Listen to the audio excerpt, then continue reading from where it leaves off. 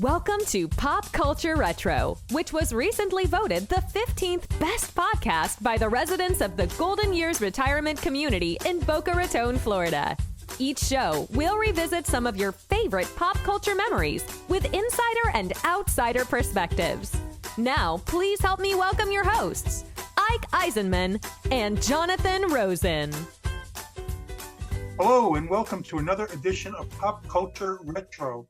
I'm one of your hosts, Jonathan Rosen, along with Ike Eisenmann, and today we are thrilled to welcome a legendary Grammy Award-winning artist, someone whom I'm a big fan of. Her career has spanned over 50 years.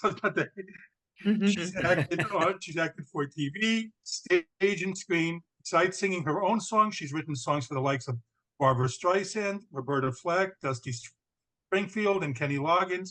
And most importantly, she's a fellow New Yorker. Please help us welcome Melissa Manchester. Melissa, thanks so much for joining us. My pleasure. Well, we have a lot to cover, but to start with, you grew up in New York to a musical family. Father had a musical background, and your mother sang as well?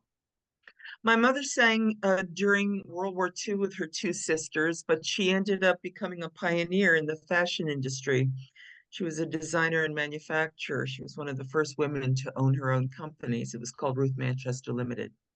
Oh my God. And your father was in music also, though? My father was a bassoonist for the Metropolitan Opera for 30 years. Wow. Huh.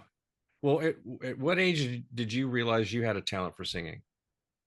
Everybody sang in my family. When we had gatherings, I always sang the odd harmonies. But I always sang. Because there was always music, and it's just what you did. Well, who were some of your musical influences growing up? Well, when I was 5 years old, I first heard Ella Fitzgerald, and it was an album called Ella Sings Gershwin, and it was just she and Ellis Larkins playing piano. And I was 5 years old. I had no idea what she was singing about, but I was so moved by the tone of her voice. And I thought, that's it for me. That is the light that will shine on whatever road I've walked down. And it sustained me even to today. Well, still a teen, you got a job writing jingles, which I found is incredible that you were still a teen doing that. So how did that come about, and what was that experience like? And is that where you met Barry Manilow? He's like another one of my favorites, yeah.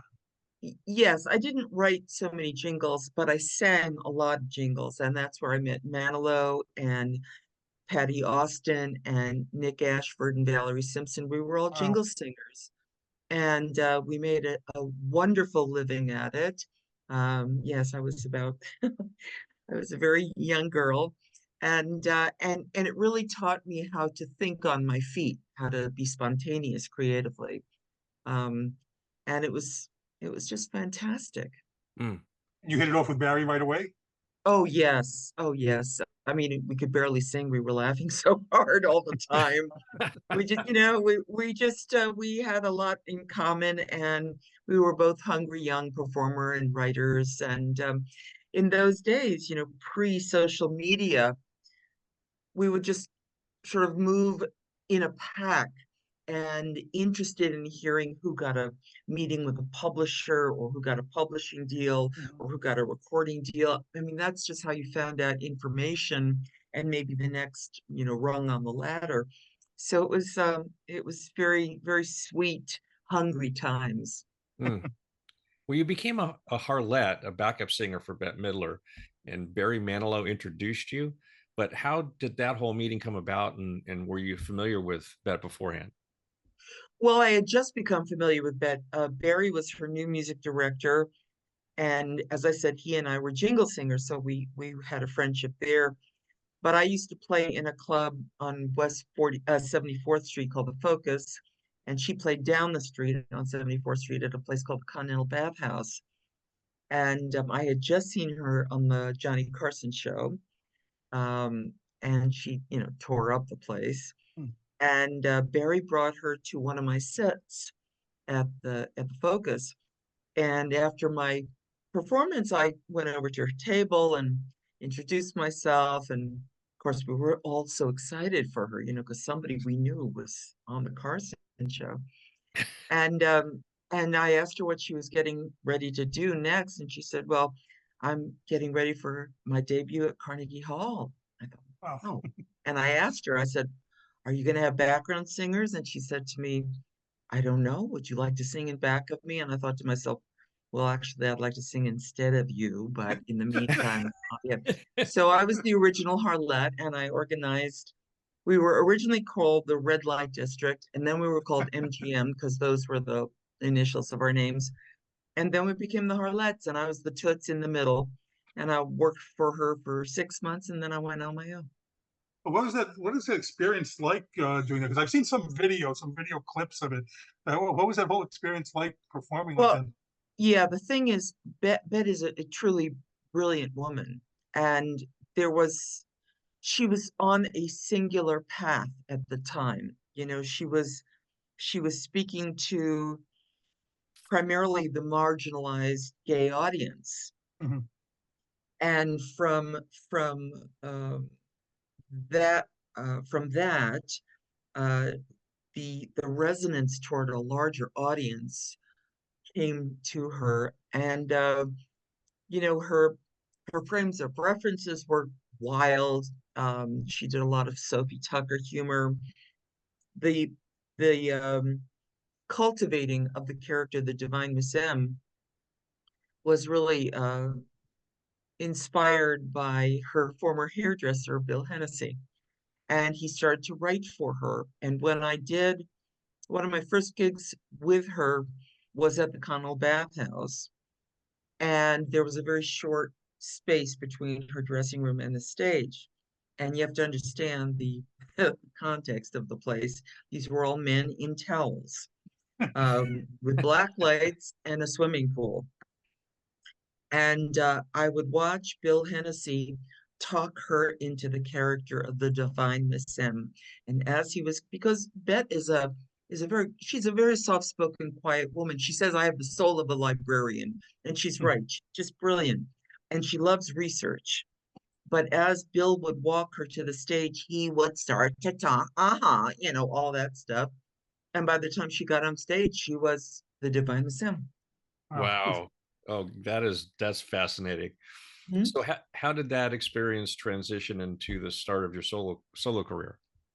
Well, I had been trying to get a recording deal since I was 15. And because I could sing jingles, I could pay for all of these demos. And I would send them to record companies, and I was summarily dismissed. And, but I knew that that was my path. And I knew that the new was going to be my last concert with her.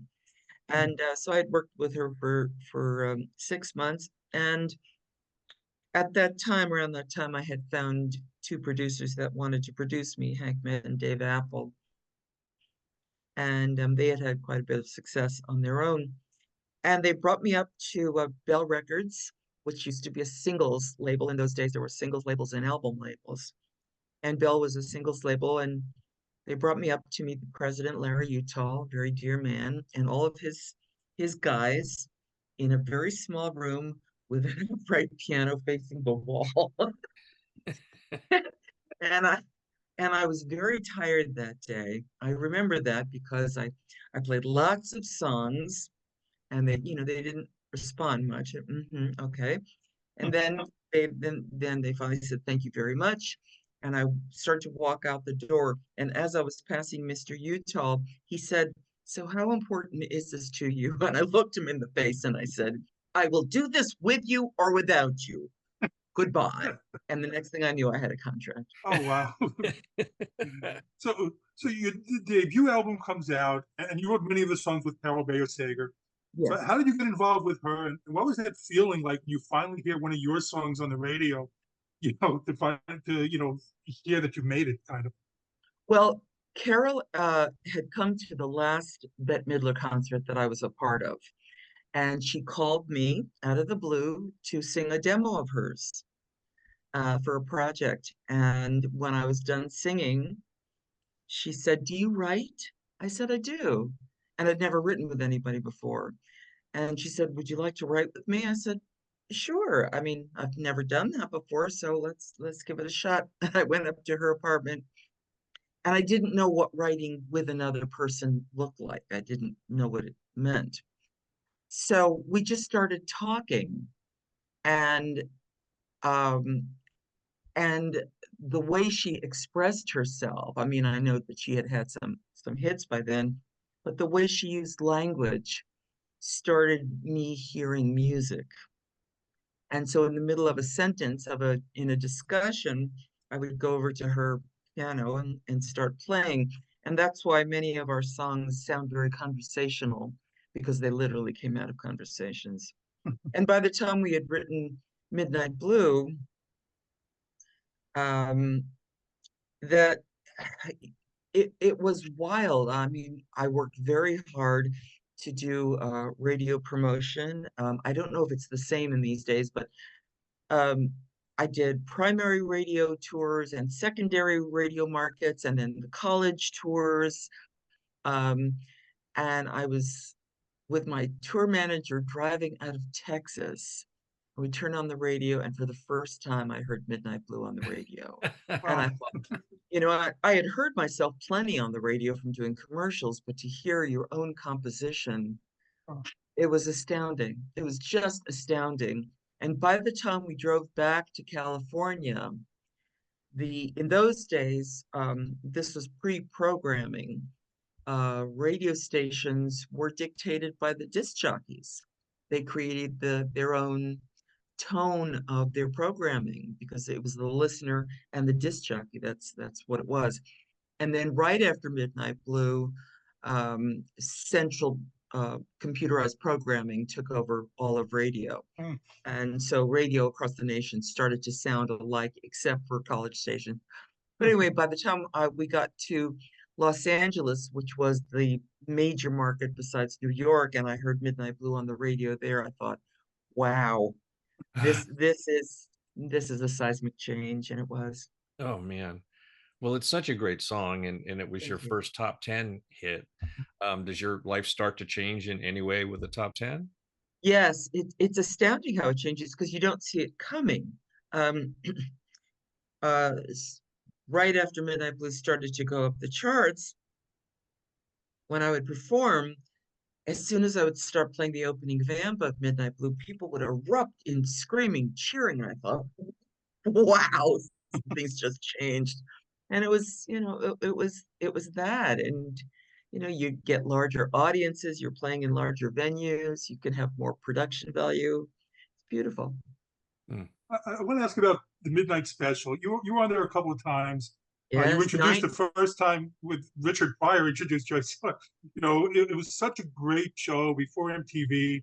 So it was one of the few places where you could watch your favorite performers. yep. I always loved when my parents let me stay up late to watch it. So, what were your experiences like on that show? It was fantastic. It was the variety TV show had been on Ed Sullivan and all that stuff. And this was specifically for younger audience. And it was pre-videos. So it was still just about music. It was still just about listening. It was still the release of an album was an event. And the studio had the stages for the performers were different levels, and the audience sat on the floor, just a bunch of kids. And yeah, I was told that I was on the show about 9 times. And the variety was so wild. I mean, you just never knew who was going to be on the show with you, and it was a huge variation of styles of music. Hmm. Well, you also collaborated with Kenny Loggins on writing "Whenever I Call You a Friend," which is yet another Right. great song. Thank you. How did you meet Kenny, and what was it like writing with him as compared to others? Well, Kenny and I kept meeting because in the early 80s, maybe at the beginning of the late 70s, these new award shows, televised award shows were popping up, the American Music Award and People's Choice Award. I mean, that was way, way different than the Grammys, right? And so Kenny and I were often paired to present an award. And at some point, he turned to me and he said, you know, can we meet and write and be in a room other than the makeup room? And so I invited him over to my home one night, and he showed up with his guitar and a bottle of wine and his boombox, because that's how you would write on cassettes. And I had my boombox and my cassette. And he had this idea for Whenever I Call You Friend, and we finished writing it. And then he went off into the night, you know, thank you very much. The thing is with co-writers, you never know if there's going to be a relationship or just a lovely song. And anyway, he went off into the night, and I found out many years later that he went over to Michael McDonald's house to play this new song for Michael, for maybe Michael to consider. And Michael's reaction was, it's okay. And I brought my cassette over to Clive Davis, who's the president of Arista Records. And I played it for him, and he said, it's all right. Wow. We just could not get anything. And luckily, Kenny did a great arrangement of it with Stevie Nicks. He was opening for Stevie Nicks and her band and Fleetwood Mac, and that was that. And I kept trying over the years and over the decades to get us to record this, and it just was never working out because of timing or whatever. And finally, on review, I thought, you know, I have to re-record this, and I have to find my way into this song differently than Kenny's vocalese at the top. And I did. And I got in touch with his manager, and I said, you know, I would like Kenny to do this, but you know, if he doesn't want to, that's fine. I'll move on. So she said, so send me the track and I'll forward it to him. So I sent her the track. 2 weeks go by, I don't hear anything. And one night, it's around 10:30 at night, and I text him and I said, well, you've had the track for 2 weeks. You know, I said, you know, I haven't heard from you for 2 weeks. And if you don't want to sing on our song, that's fine. Just let me know. He said, well, why don't you send me the track? I said, 10 minutes later, he said, I love this. I'm in, and recorded his vocal part because I had already finished all the voices, and we did the video, and he was a gem. He was a gem. It was such a lovely completion of our wonderful song, and he's in really a great mental state of mind. And you probably know he just retired, and so it was a lovely send off. The fun arrangement, the new one. One of the things that I was curious, like, you know, you wrote it with him for, you know, when Stevie Nicks recorded it with him. You've written for many other people. There's sometimes that a part of you feels like when it becomes a hit, I should have sung that instead. I should have been. You know, in that moment, I thought, well, I guess she's the cool blonde girl, and you know, and they're working together, so it sort of made sense.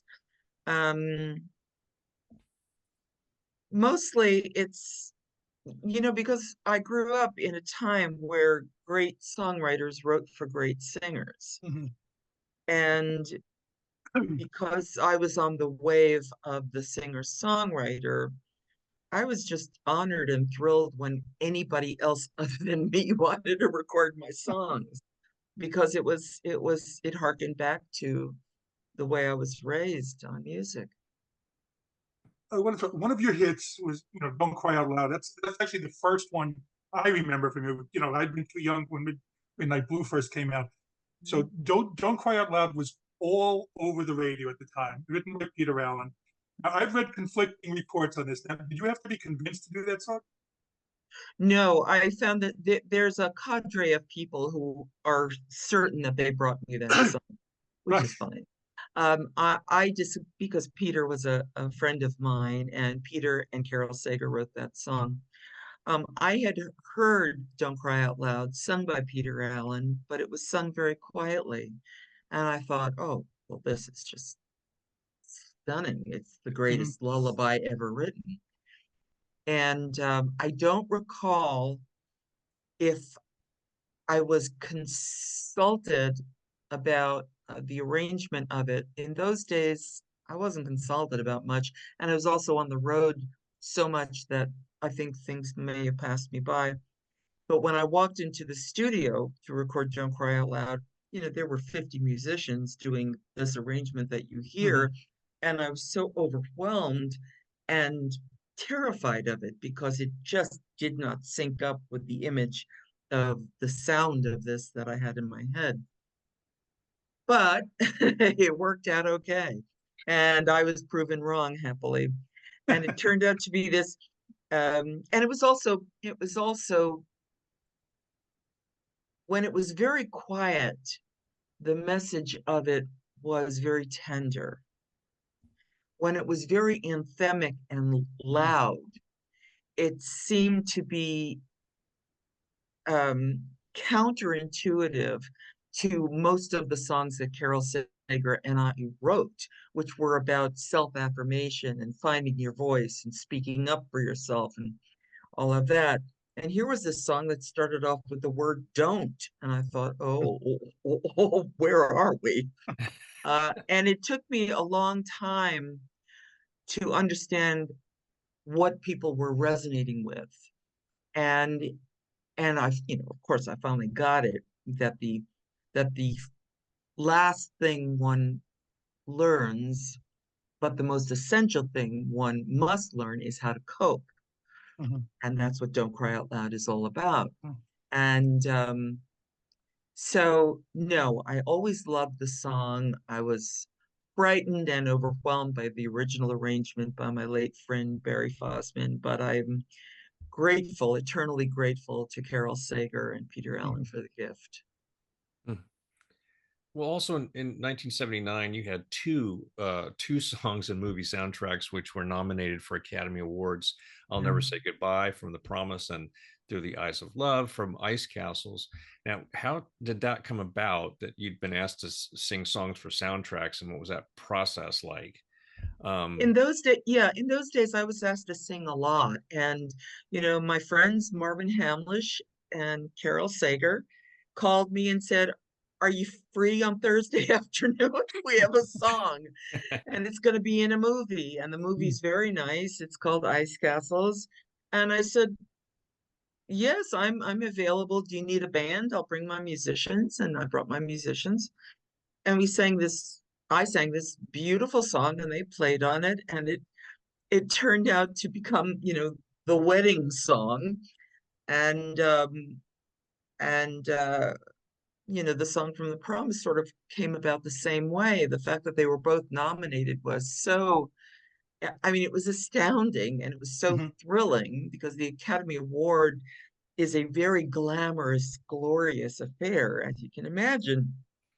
And that year, I wore my first Bob Mackie gown, and I wore very high heels.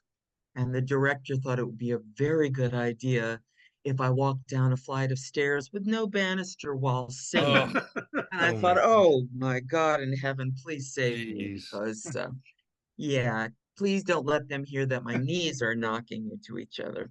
But it was very beautiful. And I was, the thing about songs, and this is what I've always known to be true about songs, because audiences are fickle and they just pass by songs. Songs mean a lot along the way, but the thing about a song is you're creating a world that simply did not exist before you recorded this, or if you wrote it, And so the fact that it has so much meaning to the listener, whether it illuminates or elevates or educates or is literally a life raft for somebody to hold on to in desperate times.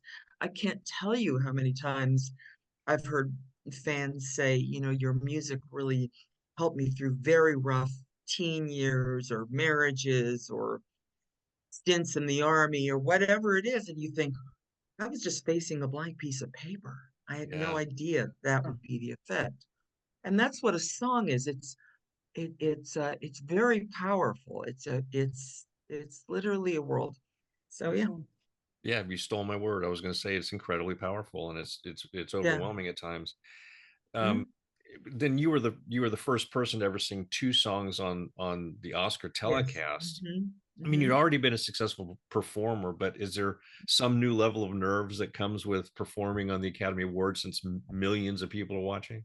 Yes, I mean the whole thing is just overwhelming, and again, it was such an early part of my career, and I was the new kid in town. Things are coming at you fast, lots of opportunities and lots of choices, and you have to hope that management and agency and lawyers and press people and financial advisors are have your back, and so it's thrilling and heady, it's beautiful. Mm. I want to ask now, because we're talking about the Academy Awards, we've Mhm. had on Paul Williams, who was nominated that year as well for Rainbow Connection. He was Mhm. very diplomatic. Now, it goes like it goes is a great song. I love it. Still have it on my Spotify. But I never heard it like I did Rainbow Connection or Through the Eyes of Love. Were you surprised that that's the one that won instead of like your song, A Rainbow Connection? Yeah. Honest to God, being recognized Mhm. for a nomination is not nothing, as my late mother used to True. say, because of all the songs released, and there are thousands and thousands. To have those songs that you're a part of recognized is astounding. Mhm. Mm. Well, around that same time, you also started appearing on Search for Tomorrow. Was acting something that you'd always wanted to do? It was something that I'd studied. There was a Mm. period before I had signed with Bell Records where I had auditioned with Chevy Chase for Oh, what became wow. SNL. And I was offered, and my manager said, you have to make a choice. Is it going to be music, or is it going to be this amorphous thing that we don't know what it is yet? Hmm. And I had to dig deep to make a decision, and it was always music. It was always music. Mm. But the opportunities came, not many, because it just wasn't. I mean, it was interesting to act, but it just wasn't my track. I wasn't Focus. terribly curious about it. I wasn't really, as much as I love Broadway, I wasn't really a Broadway baby other than to be an audience member. I loved going to Mhm. the theater. But I did a little bit on that soap, and then of course I created the role of Maddie Russo on Blossom. Mhm. So I that would was Mm. ask fun. about that. Yeah, yeah, we are going to get to that, but have to ask first because you also appeared on one of the most iconic shows of the time, The Muppet Show. What Oh was that yes. whole experience like, and what goes into the process of making that show? That was so fantastic to work with the genius Jim Henson and Frank Oz and Jerry Nelson. I mean, these people were so visionary and extraordinarily committed to their craft. They filmed it in London. I never saw London because I never worked so hard. I never got out of the studio for 11 o'clock at night. But the setting up of each shot was unbelievable. And going to the workshop and seeing where the Muppets were made and how they were made and how thoughtful the workers are, because all of the stages have to be raised because the puppeteers are underneath and they're manipulating the Muppets. But I felt when I sang Whenever I Call You Friend, I was surrounded by several of the Muppets. I was at the piano, Mhm. and the Muppets were all around me. I think Animal was right in front of me. You're looking at them and you're thinking, I'm forming a relationship with this creature because it's so sweet and so dear, and it's informing the way I'm singing this song and to whom I'm singing it. It was magical. And Jim Henson was just astounding, really. You'd been previously nominated for the Grammys, but in '83 you won your first. You're nominated again for, you should hear how she talks about you. Another great song. And look at the names that you were up against: Linda Ronstadt, Olivia Newton-John, Juice Newton, Laura Branigan, and you won. So what's that feeling like when you hear your name and you're walking up onto the stage? Completely out of body. It was really it was really thrilling. I mean, it was such an unusual song for me to sing. It was written by my dear friends Tom Snow and Dean Pitchford, and it was a great song, and it was produced by my beloved Arif Mardin, who is just one of the geniuses in the music industry. And because I was really known as a balladeer at that point. So, and Madonna had been making her entrance into the music scene, and disco had insinuated itself on music, and electronic music had insinuated itself on music. And so, of course, the powers that be at Arista were trying to guide me into that lane. And I thought, really? But this song, they presented this song to me. And honestly, I always look past, pardon me, past the noise of an arrangement. I look at the composition of a song, because you're going to have to live with a song for a very long time if it hits. And so I need something to justify my investment, my emotional investment. And the song is so cleverly written and so well composed, that I thought, oh, okay, let's do this. And it was this huge hit, but I thought to myself, how am I going to grow old singing this song? And so for a while, I had done a different arrangement on stage, and then I put it away because I just couldn't line it up. I mean, I knew I won the Grammy, and I didn't want to be ungrateful, but I just couldn't figure it out. And then at some point, I thought to myself, get over yourself. This is a gift. Put it back in the show. Say thank you. Start the laughing. Show the video. The audience gets hysterical. I get hysterical. We all have a good time. Oh. Wow. Great song. I love that song. Well, let's talk about The Great Mouse Detective. You voiced a character and sang a song in it. It's a super fun movie. How did that come about? And did you feel any special significance for voicing a Disney movie? Well, I actually wrote the song. Oh, I was the third writer up for that spot. Um, it was very interesting. They sent me a cell drawing. It wasn't even the mouse. You couldn't even see that it was a mouse. You could just see lines that were moving to a click track. And they sent me the synopsis of the scene. And again, there were two writers ahead of me that were kiboshed. And I met with the creative director of the movie, and I said, well, tell me your impressions. Tell me about what the film is about. And he told me. And this was a standalone song. It takes place in a dance hall, and uh, so it really could have been anything. I said, but this is Disney. You don't want Let Me Entertain You from Gypsy, a little stripping mouse. You don't want that. He said, no, this is family fare. We don't want Let Me Entertain You. I said, okay, well, I'm gonna write something and I'll get back to you shortly. So I wrote something, and he said, I like a lot of this, and as he started talking, I could hear the spaces in his mind. And I said, do you want Let Me Entertain You? A little stripping song? He said, yes, please. so, so I wrote Let Me Be Good to You, which of course is a little stripping song for a mouse in a Disney film. Did you get to do any voiceover with other actors, or you were all alone? No, it was all me and my voices. It was just it was me, and I put all the background parts on. Okay. Yeah, so you never saw Vincent Price or anything. No, no.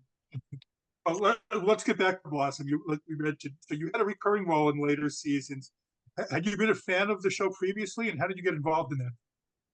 I had watched it a little bit. I knew Mayim Bialik from Beaches, um, but the agency contacted me to see if I'd be interested in auditioning, and I read it, and I thought, this is lovely. It's an interesting, seldom discussed topic of a mother leaving a family.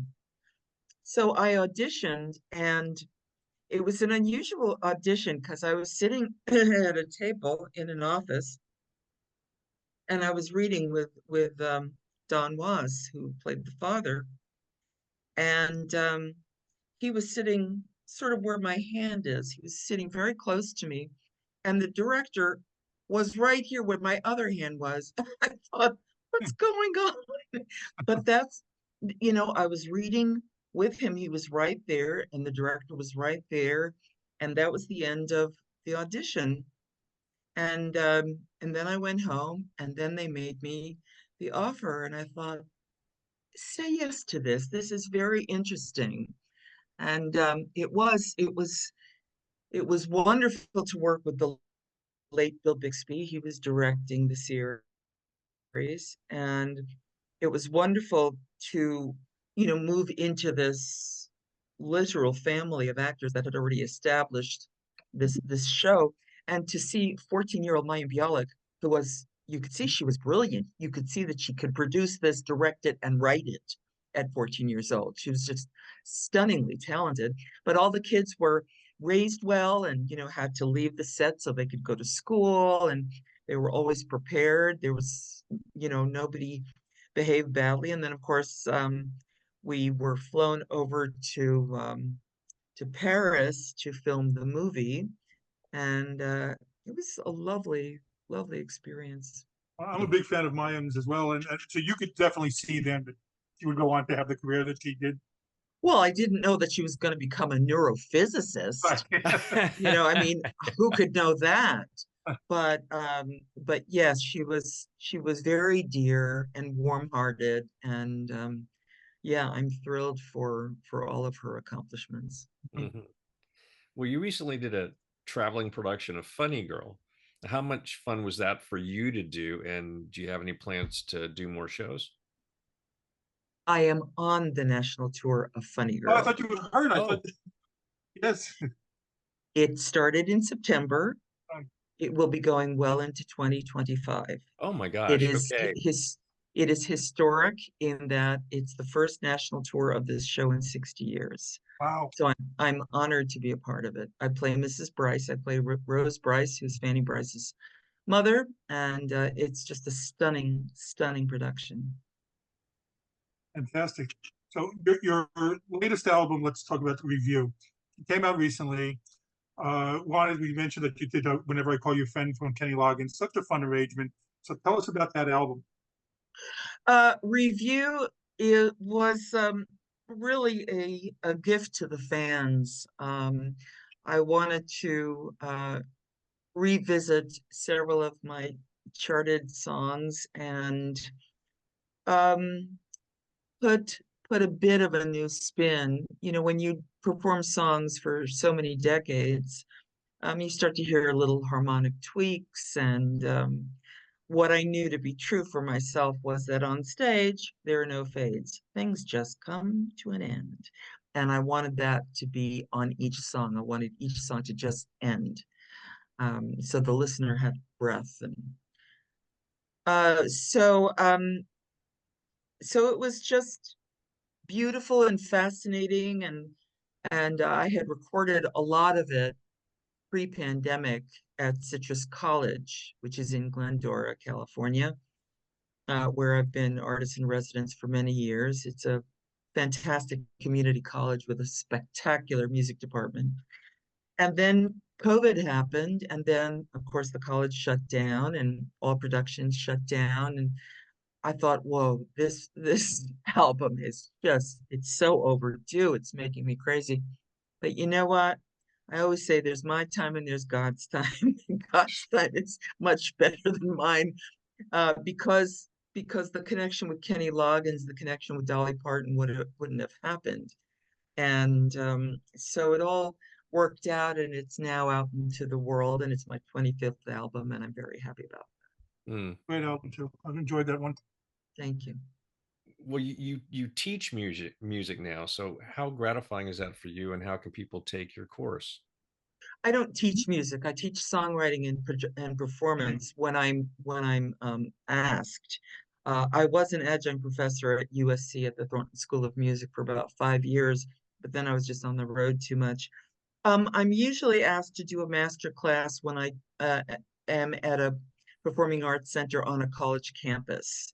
Then I'll do a master class the night before the performance, and it's fascinating to teach young singer-songwriters because I remember what it was like being 17, 18, 19 at the beginning of my career, because time really is fluid. And you see these earnest young people who have been certainly much more educated about the industry and royalties and contracts than I ever was, but they may make the same stupid mistakes and in desperation sign a terrible contract or whatever. So you try to just slow down their thinking and and help them. I mean, the thing that because I never planned on teaching, I was just invited. You realize that for a young adult, 18, 19, 23, whatever, even though they may have gone through a lot in life, there's still huge empty spaces in their mind. And as a teacher, what you're helping them to do is to learn how to think. And in terms of songwriting, you're helping them to think about the monologue that they're trying to create to support the title of their song, whatever. And it's very, very interesting. Mm. I'm a lot older, and there's still empty spaces in my mind. So it's That's exactly right. what are you working on next? What am I working on now? I was commissioned to compose a concerto for piano and orchestra, and I submitted it. I was commissioned by a magnificent pianist by the name of Jeffrey Beagle. And so right now it is out to orchestras, and we're hoping to get a debut performance next year. Oh wow! Gee Oh, whiz. Wow. Always Yeah. when we talk to people like you, I feel so incredibly lazy. Uh, I heard not at all. I heard a really interesting thing. When you graduate high school or when you graduate college, the guest speaker always talks about follow your passion. Well, good luck knowing what your passion is at 18 or 23. Really, most people Yeah. don't. I was very unusual in that I was very clear when I was very little. But what I heard lately by the writer Elizabeth Gilbert, who wrote Eat, Pray, Love, she said it's it she said before passion, there's curiosity. Follow your curiosity because you never know what that will lead to, and that will probably end up to be your passion. Yeah. And it's true. Yeah, I have found that for me personally as well. Mhm. Now, you have had so many great songs. Do you have a personal favorite? Well, I must say Midnight Blue, I have a particular tenderness for because it was the first hit, um, because there's a there's a certain weariness about it. There's a certain struggle to navigate through a rough water in a relationship. And, you know, Carol Sager and I wrote this a very long time ago when we were very young women and we were trying to, what we would find is when we would talk about, how do you talk to your then husband to help us communicate more effectively and get us through to the other side, we always found clarity in our songs. That's where we found the how to move through life. And I think that the tenderness and the suggestion of world weariness has always touched me in that song. Mm. I've been going through before you came on this week. I've been going through all your songs again, and I just love so many of them. It's just amazing. you. What a great voice too. So, by the same token about favorite song, you've had so many people cover your songs. Do you have a particular favorite cover of anyone that's done yours? Oh, well, yes, I've been very blessed to have remarkable people Mm. sing my songs. Um, I would say Barbara Streisand singing a song that I rewrote for her that she ended up singing at her wedding and recording on her album A Love Like This, called Just One Lifetime.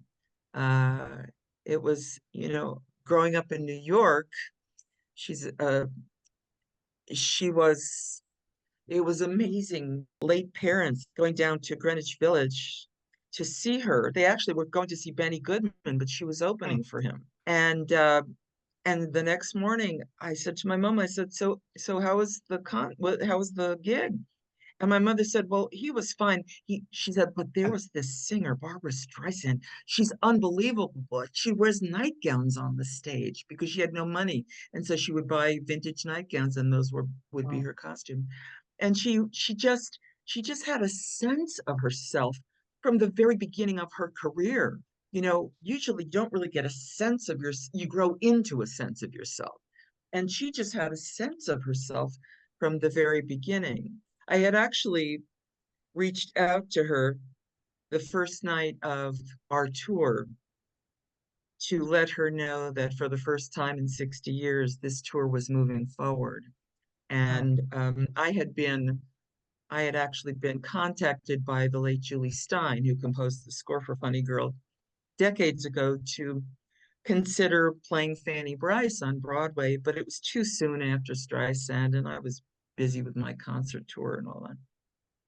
And and I said to her, I remember seeing you on Broadway as a little girl in 1964. I remember seeing Kay Medford play your mother, Rose Brice, and now I'm Rose Brice.